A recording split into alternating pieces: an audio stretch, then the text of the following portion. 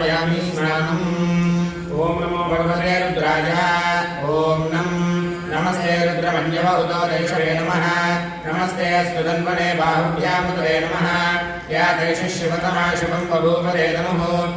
या परिभुजा नमस्ते अस्वायुधायानाददाय कृष्णवे उभाभ्यामुदरे नमो बाहुभ्यान्दपतन्वने परिते तन्वनो हेतिरस्वञ्जते परिपञ्जते स्तायूनां पतये नमो नमो निचेरवे परिचरायारण्याणां पतये नमो नमः श्रुताभिभ्यो जिगागं सभ्यो मुष्णतां पतये च नमः हिरण्याय च प्रपत्याय च नमः किगुंशिलाय च क्षयनाय च नमः कवर्धिने च पुनस्तये च नमो गोष्ठ्याय च गुह्याय च नमस्तल्प्याय च गेह्याय च महेन्द्रश्च मे प्रजापतिश्च महेन्द्रश्च मे अगुंशुश्च मे रश्मिश्च मे दाभ्यश्च मे प्रतिश्च अगुंशुश्च मे अन्तर्यामश्च महेन्द्रवायवश्च मे मैत्रावरुणश्च महाश्विनश्च मे प्रतिप्रस्थानश्च मे शुक्रश्च मे मध्ये च महाग्रयणश्च मे वैश्वदेवश्च मे मरुत्पदीयाश्च मे माहेन्द्रश्च महादित्यश्च मे